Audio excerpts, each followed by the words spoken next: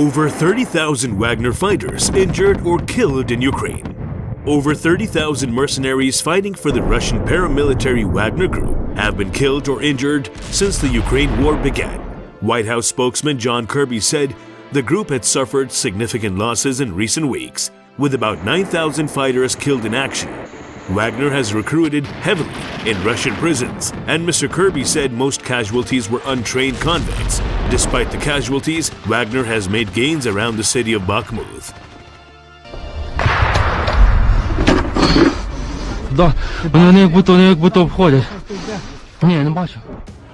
Some of the fiercest fighting of the war has taken place around the eastern city, with Wagner mercenaries heavily involved in Russian efforts to capture it. Ukrainian troops say Wagner fighters had been sent into attacks in large numbers over open ground, and a Ukrainian army spokesperson said Moscow had failed to evacuate wounded and dead soldiers, leading to places where their bodies are just piled up.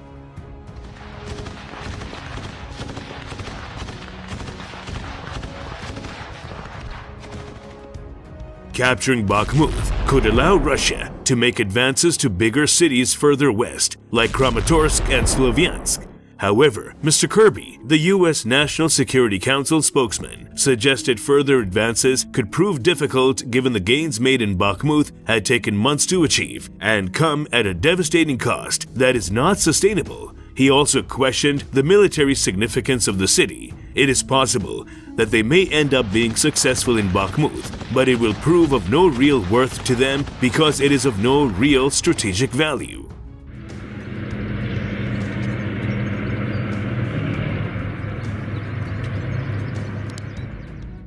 Elsewhere, UK intelligence officials have estimated that Russian regular forces and Wagner troops may have suffered between 175,000 and 200,000 casualties, including 40,000 to 60,000 deaths. The Wagner Group was much smaller before the war, with just 5,000 fighters, most of whom were experienced former soldiers. It started recruiting tens of thousands of fighters last year, largely from prisons, according to the US, as Russia had trouble finding troops for its invasion of Ukraine. Half of those convicts have probably been wounded or killed.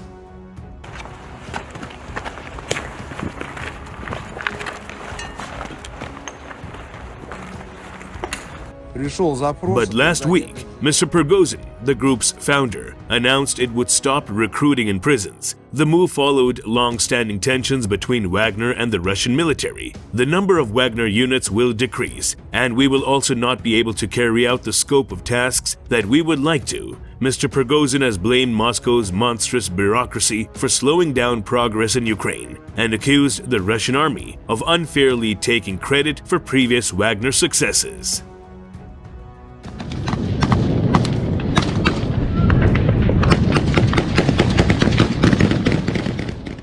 Meanwhile, Russia's widely anticipated new offensive in Ukraine has begun, with embarrassing failures that undermine its ability to change momentum as the war approaches its one-year mark, Western officials and analysts say, while cautioning that the situation could quickly change.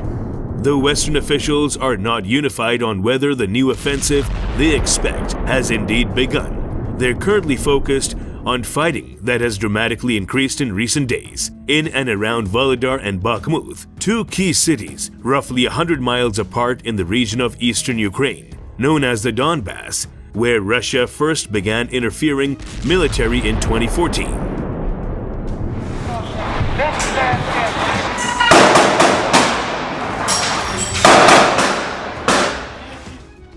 However, the potential for new breakthroughs for Putin and his top advisors appears to be isolated there. What remains of Russia's elite fighting units, along with mercenaries from the government-affiliated Wagner Group, a previously potent private army whose numbers are now bolstered by prisoners given no other option but to serve, and draftees pressed into service during Putin's mobilization last fall, all appear to be struggling to retake and hold territory elsewhere, particularly in Volodar.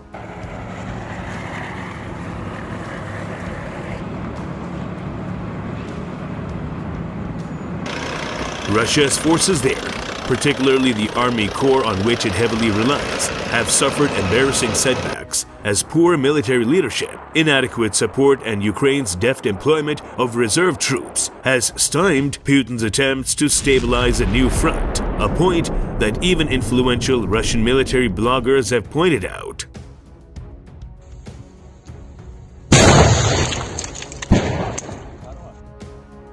Yet other factors played more important roles in Volodar. Kasapoglu wrote, "Our open-source intelligence monitoring suggests that Russian combat formations suffered heavy armor losses, revealing their inability to conduct large-scale mechanized offensives. The Ukrainian artillery's high combat prowess, as well as its potent use of anti-tank mines, including remote anti-armor mines launched by 155mm class artillery, inflicted heavy casualties on Russian units."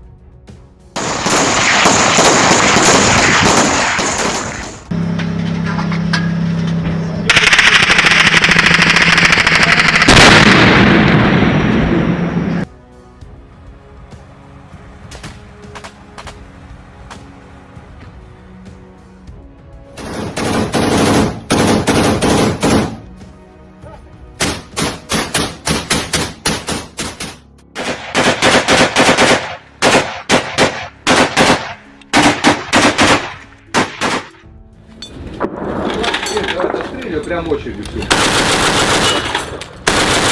Вася, бля!